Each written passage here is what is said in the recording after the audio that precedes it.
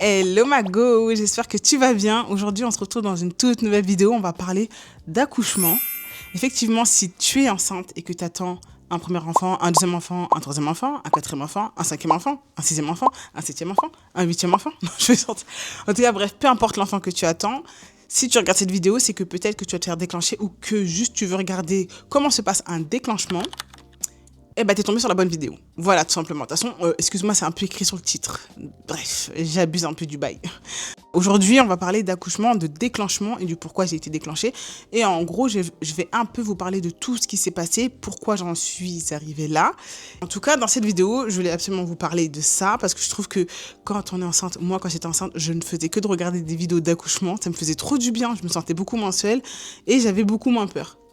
Donc voilà, mais en tout cas, si j'aurais un conseil avant de commencer la vidéo, je parle beaucoup, mais avant de commencer cette vidéo, je voulais absolument vous donner un conseil, ou te donner un conseil, absolument, et de ne pas s'imaginer son accouchement. En tout cas, ne vous dites pas que vous voulez absolument un accouchement, par exemple, absolument naturel, ou absolument vous voulez absolument la péridurale, ou vous ne voulez absolument pas ceci ou cela. Je vous jure que ça vous portera préjudice. Moi, je sais que mon premier accouchement, ce que je disais, c'est que n'importe quel accouchement ne me faisait pas peur tant que j'avais la péridurale. Le reste, j'en avais strictement rien à faire. Vraiment, si on m'aurait dit césarienne, peu importe déclenchement, tant que j'avais la péridurale, ça ne m'apportait peu. Et bien, sachez que j'ai accouché sans péridurale. Et ça a été un enfer. Ça n'a pas été un enfer, mais quand vous n'êtes pas préparé à accoucher sans péridurale, parce que vous dites, attends, je comprends pas, on est en 2018, c'est impossible que j'accouche sans péridurale, eh ben, j'ai quand même accouché sans péridurale. Donc c'est pour vous expliquer à quel point ça touche et que si je serais partie juste pour me dire que c'est une expérience et que je vais accoucher, comme je dois accoucher dans tous les cas, il faut que ça sorte, ça aurait été totalement différent. Mais là, j'étais pas dans ce contexte-là. Donc en fait, c'est ce qui m'a rendu un accouchement pas difficile parce que c'est pas vrai. Genre vraiment, non, je suis une grosse mytho, c'était un accouchement très difficile forcément. Et un premier accouchement, c'était très difficile. Mais bref, en tout cas, si cette vidéo vous intéresse, je vous mettrai un petit i juste là ou un lien, je sais pas, peut-être un petit lien sur la barre d'infos parce que je suis pas sûre de réussir à faire ça. Mais bon, vous savez quoi, sinon je vous mettrai les deux si je suis trop une pro.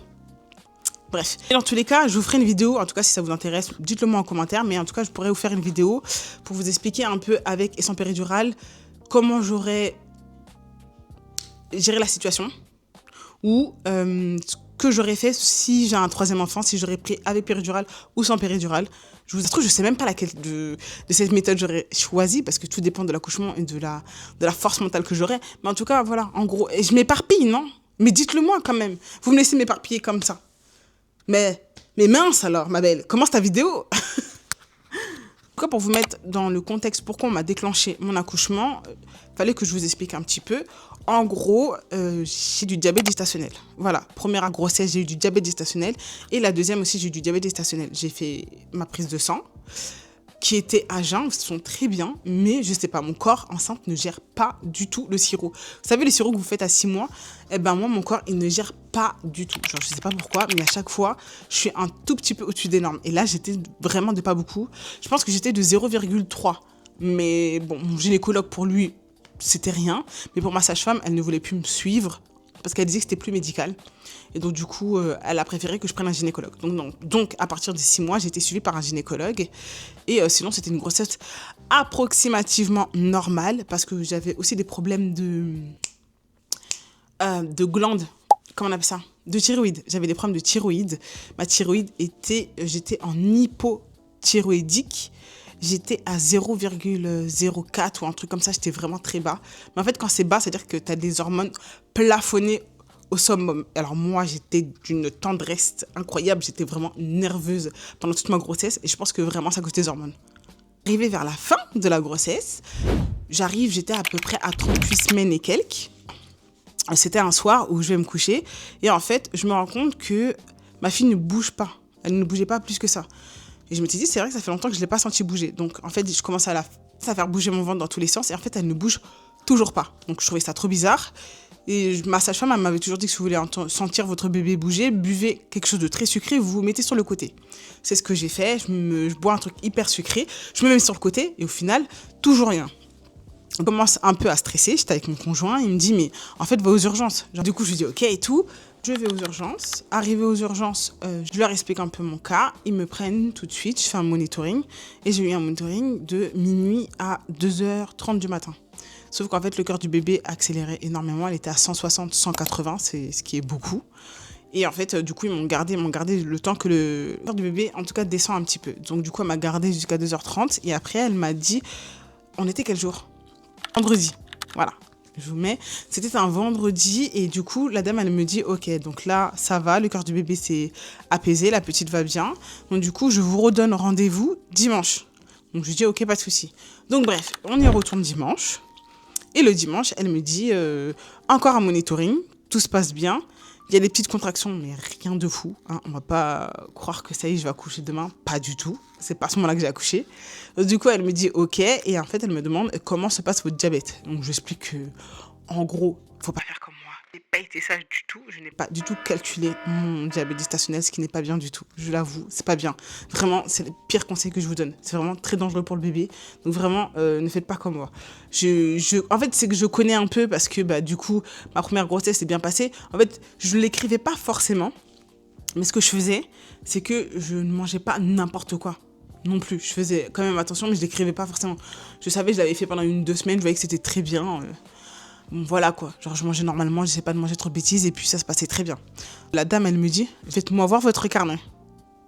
Elle regarde mon carnet et en fait, elle me dit, non, mais en fait, madame, vous n'êtes pas du tout régulière. Enfin, votre diabète n'est pas du tout régulier. Je lui dis, ok. Et ce qui est relou avec le diabète gestationnel, c'est que ça fait des gros bébés. Donc, en fait, ils ont tendance à avoir peur qu'on fasse des gros bébés. Moi, je sais que quand j'ai fait ma dernière écho, parce qu'on a le droit à une écho supplémentaire, quand j'ai fait ma dernière écho, par exemple, eh ben, on voyait encore très bien la tête du bébé. Alors qu'en fait, normalement, on est censé moins voir parce qu'il est censé avoir beaucoup moins de liquide amniotique. Sauf que moi, il y en avait encore beaucoup. Parce que, justement, c'était le diabète gestationnel qui faisait ça, en fait, qui me faisait produire beaucoup de liquide encore amniotique. Donc, en fait, on voyait encore très bien la tête de mon bébé, genre en plan un peu, voilà, quoi. Arrivée à ce stade-là, elle me dit qu'en gros, que pour elle, c'est pas assez régulier, et puis dans tous les cas, j'arrive à la fin. Donc, vaut mieux me faire un déclenchement qui pourront contrôler que j'accouche comme ça. Sauf que moi, au moment où elle me dit ça, je vous jure, j'avais eu un soulagement. C'est trop bizarre de se dire ça parce que c'est vrai qu'il y en a plein qui espèrent accoucher comme ça ou que ça se fasse spontanément. Mais moi, j'étais contente d'être déclenchée. Parce que vous savez pourquoi? Parce que j'ai des accouchements hyper rapides et que j'avais mon premier enfant et je voulais pas accoucher seule. C'est-à-dire que je voulais pas accoucher sans mon copain. C'était pas possible. Du coup, j'avais très peur vraiment d'accoucher toute seule. Genre, c'était vraiment ma peur. Et quand elle m'a dit oui, vous allez être déclenchée, j'étais soulagée parce que je me suis dit au moins, on pourra s'organiser. On pourra faire en sorte de garder l'enfant. On pourra faire en sorte de tout préparer à la maison et de partir tranquille, sereinement. Et donc, du coup, quand elle m'a dit ça, j'étais hyper contente. On était le dimanche et elle m'a dit, écoutez, le jour du déclenchement se déroulera jeudi.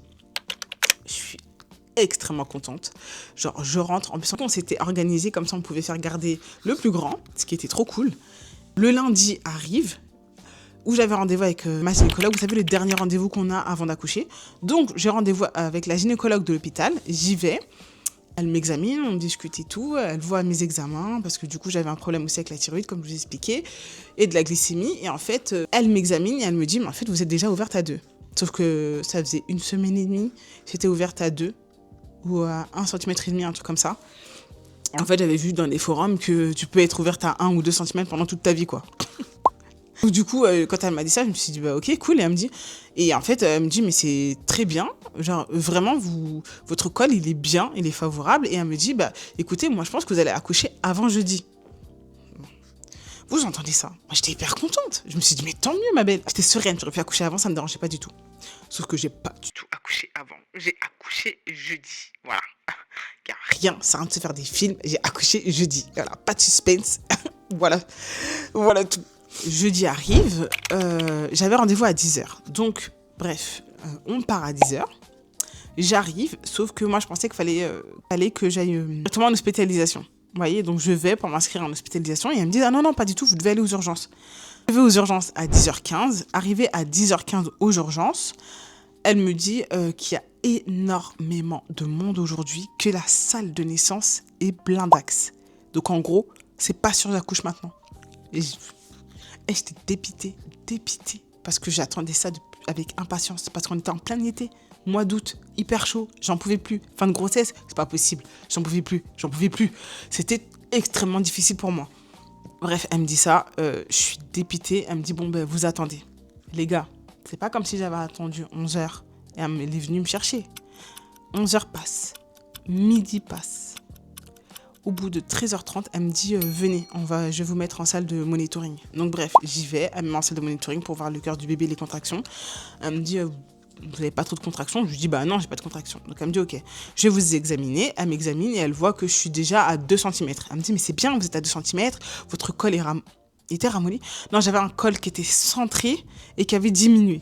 Donc elle me dit c'est pas mal, c'est un col favorable, mais elle me dit bon c'est vrai que c'est pas sûr que vous accouchez aujourd'hui parce que franchement notre salle de naissance elle est blindée. Donc en gros il nous reste qu'une chambre et en fait cette chambre là on voudrait la garder au cas d'urgence. Vous voyez s'il y a une femme qui vient, qui va accoucher genre là à l'instant T, là, tu vois la tête de son bébé limite qui sort de son de son pot de fleurs, et ben c'est cette chambre là il voulait la garder pour une femme comme ça, enfin pour une femme enceinte qui allait accoucher instantanément.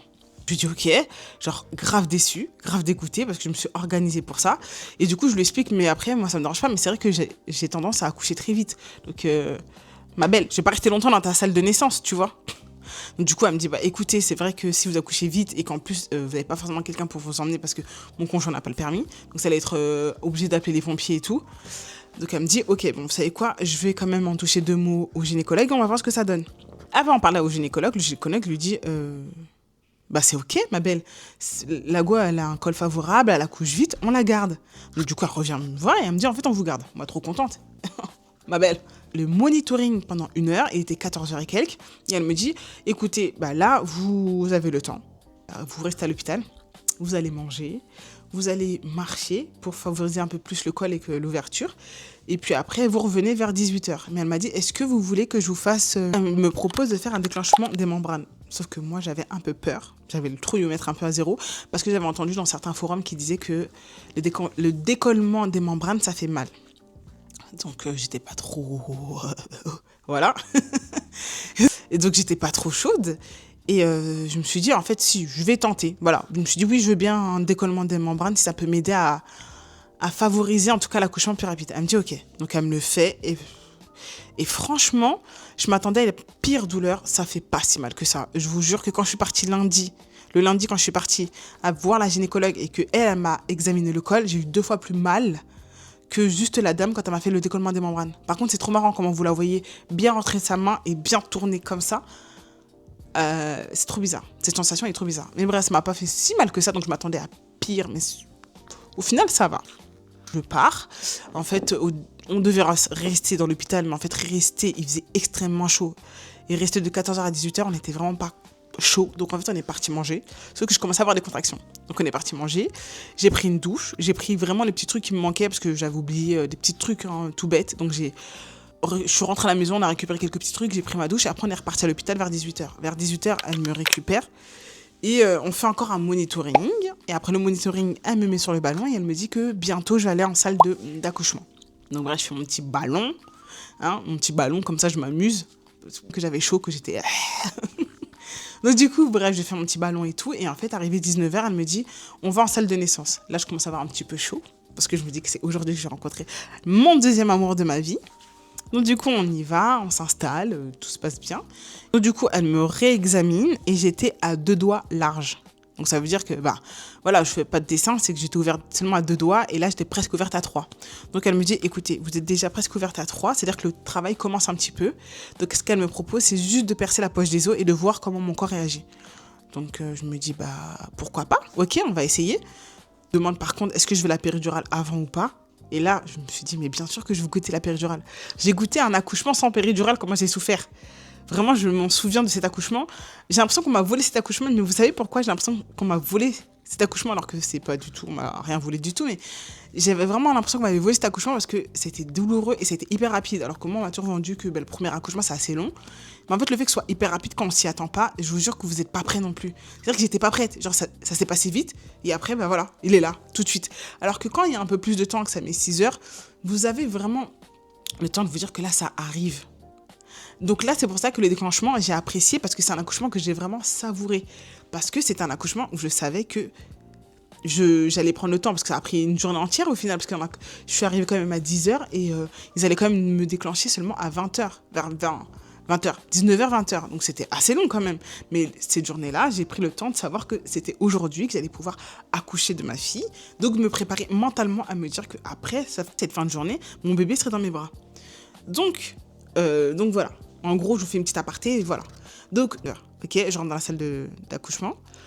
À 20h, on me pose la péridurale.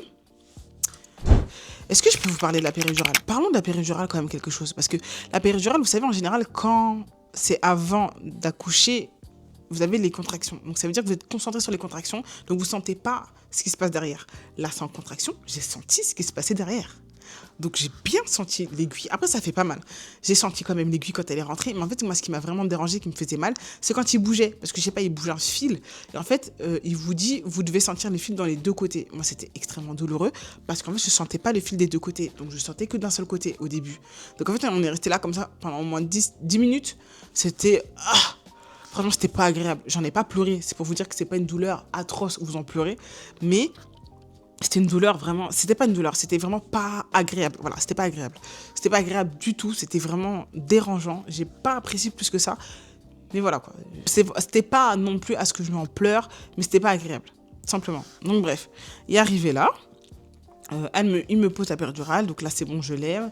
Le papa des enfants, il revient. On est là, en fait, dans la salle d'accouchement, et puis du coup, on attend. Ça m'a tellement shooté, les gars. Ça m'a tellement shooté. J'étais complètement shootée. J'ai même pas vu mon accouchement. À la fin de la péridurale, je m'allonge dans le lit. Elle revient. Enfin, c'est même pas sur le lit, sur la table d'examen. Elle revient et elle me perce la poche des os. J'étais extrêmement contente de ne pas sentir ça parce que je vous jure que les contractions après la poche des os, c'est quelque chose. Elle regarde mon col et j'étais ouverte à 3 cm.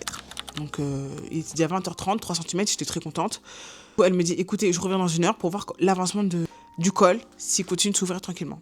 Si il a tendance à ralentir, eh ben là, on commencera vraiment le déclenchement avec à vous injecter d'abord le produit pour engager les contractions, etc., etc. Donc voilà, moi, je dors. Je vous jure, je vous assure, je dors. J'ai fait que dormir pendant tout cet accouchement. Genre vraiment, j'ai dormi. À 21h30, elle m'examine et en fait, j'étais ouverte à 6 cm. C'est une dinguerie ou pas? J'étais ouverte à 6 cm, j'y croyais pas du tout. Je me suis dit, waouh, ok. Elle me dit, ok, très bien, on continue comme ça. Et en fait, elle revient vers 22h, genre 30 minutes après, et j'étais déjà à dilatation complète. Elle me dit, mais waouh, ok, d'accord, vous êtes déjà à dilatation complète. Donc là, ce qu'on va faire, c'est qu'on va attendre que bébé descende tranquillement dans le bassin parce qu'elle était encore assez haute. Bébé, en fait, ma fille n'apprécie pas du tout la descente. Elle aime pas, son cœur, il descend. Autant elle était à... Je sais plus c'est quoi vraiment les normes, mais elle était vraiment en dessous. Et ça faisait qu'elle était à 80, 60, ça baissait. Et donc, du coup, la sage-femme, elle voyait ça. Elle est revenue dans la salle de naissance pour me dire, écoutez, si votre fille, elle continue, si la descente et que son cœur continue de baisser, on va forcément accoucher tout de suite. Elle m'a dit là, ce qui serait bien, c'est que si elle descend bien, ça vous évitera de trop pousser, mais sinon, tant pis, on poussera. Parce que là, elle n'apprécie pas, elle n'aime pas, et on va pas en arriver à ce que ça soit plus grave, quoi. On va pas en arriver là, non plus. Donc je lui dis ok, sauf que là, je commence un peu à paniquer, parce que c'est vrai que quand on entend ça, je me suis dit, bon, ça serait bête d'arriver là, dilatation complète, et que en fait, au final, je suis en césarienne d'urgence, parce que le cœur du bébé, ou qu'elle-même lui arrive quoi que ce soit, ou que moi-même il m'arrive quoi que ce soit. Je me suis dit, bon, je préférerais accoucher maintenant, même pousser pendant 30 minutes s'il le faut. Donc, elle me dit, s'il y a quoi que ce soit, si ça ressonne, je reviens. On dit, ok. Et elle part, et je vous assure que le cœur du bébé redescend. Donc, moi et mon conjoint se regardent. Et en fait, vraiment, 2 secondes après, elle est venue, elle a dit, bon, écoutez, on accouche. Et il n'y a plus trop de lumière, là, non? Et la lumière fut... Je vais me débrouiller avec la lumière. Mais je suis dans le noir. C'est quoi ces bêtises? Donc du coup, en fait, on arrive là, son cœur descend. Elle n'apprécie pas du tout la descente. Le cœur continue de descendre. La sage-femme, elle arrive, elle me dit, écoutez, là, on va accoucher. Il faudra pousser de toutes vos forces parce que votre fille, elle n'apprécie pas du tout la descente et ça complique un peu les choses. Je lui dis, ok. Donc là, j'ai un gros gain de stress. Vraiment, je suis grave stressée. Mon copain, il vient, il me dit, est-ce que ça va aller? En fait, non, ça va pas, non. J'ai trop peur. Je lui dis, en fait, je sais pas comment faire pour pousser. Il me dit, mais comme ça, tu sais pas comment faire pour pousser. Je lui dis, mais je sais pas, j'ai peur. Il me dit, mais t'as peur de quoi? Florine, tu sais que c'est pas notre premier enfant. J'ai dit, oui, je sais. Merci, je suis au courant, mais j'ai peur. Genre vraiment. Parce que mon premier accouchement, je sentais les contractions, je savais quand pousser. Vous savez que la douleur, ça vous accompagne, ça vous aide énormément. Là, je ne savais pas, je ne sentais pas mes jambes, alors que je n'ai appuyé aucune fois. Mais en fait, les doses étaient tellement fortes que je ne sentais pas du tout mes jambes et je ne faisais que dormir. Donc cet accouchement, je n'ai fait que dormir. Donc elle me dit, dès que vous sentez une contraction, vous poussez. Je dis, ok. Sauf qu'elle me dit ok, je lui dis ok, elle me regarde comme ça, et je la regarde comme ça. Et elle me témaille, et elle me dit, mais ma belle, faut pousser au bout d'un moment. Et elle me regarde comme ça, et je la regarde, et elle me dit, bah là... Vous avez une contraction, vous ne sentez pas? Ah si, si, oui, oui, oui, je sens. Donc du coup, je commence à pousser et elle me dit, Vous êtes sûr que vous sentez les contractions? J'ai dit non, non. j'avoue, je ne sens pas les contractions. Je dis non. J'avoue, je les sens pas. J'avoue, ma belle, je les sens pas, mais j'ai peur. Genre, elle me Elle me dit, mais en fait, il faut nous dire, vous inquiétez pas. Elle me dit, je vous dis quand il y a une contraction, vous poussez. J'ai dit, ok. Elle me dit, je pousse, je pousse. Il était 23h07 arrive, je commence à pousser de toutes mes forces. Je pousse, je pousse, je pousse. Genre vraiment, j'ai tellement donné toute ma vie pour que ma fille, elle sorte. Et à 23h12, ma gossure est sortie. J'étais extrêmement heureuse. Extrêmement contente que son petit corps allait très bien. Mais vraiment, en fait, ce qui m'a fait rire, c'est que quand ils l'ont sorti et qu'ils l'ont posé sur moi, j'étais grave choquée. Parce qu'on m'a vendu tellement du rêve. On m'a vendu comme quoi ma fille, elle allait avoir beaucoup de cheveux. Elle avait pas un cheveu sur le caillou. On peut mentir aux gens comme ça. La sage-femme m'avait dit oui, mais regardez, quand on appuie sur le ventre, on voit ses cheveux qui bougent. Bah oui, ces 4 cheveux, ils étaient en train de bouger comme ça. Parce qu'elle en avait 4 sur le crâne. J'étais trop vénère. Voilà, pour vous dire que ça a été un accouchement vraiment, bah, je peux dire vraiment très bien. Genre vraiment, autant les déclenchements, ça ne m'avait pas fait peur. C'est sûr que j'avais un peu peur. J'avais peur des douleurs. Mais en fait, j'avais déjà accouché sans péridurale, donc je connaissais déjà les douleurs. Donc je partais déjà avec quelque chose, avec quelques bagages.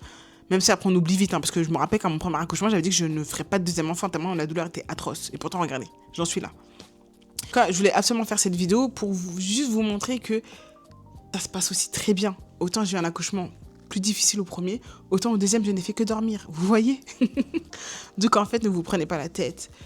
Juste vivez votre moment parce que moi, le meilleur moment de la grossesse pour moi, c'est l'accouchement. J'aime tellement accoucher. Genre, c'est très bizarre de dire ça, mais j'aime trop ce moment parce que c'est le seul moment où vous savez que vous allez souffrir, mais pour la bonne cause, parce que vous allez rencontrer l'amour de votre vie et je trouve ça tellement incroyable. J'espère que cette vidéo vous aura plu. En tout cas, moi, ça m'a fait énormément plaisir de faire cette vidéo. Et du coup, on se retrouvera dans une future vidéo, je ne sais pas quand, mais en tout cas, je vous fais de gros bisous. Je vous dis prenez soin de vous et à la prochaine. Mouah.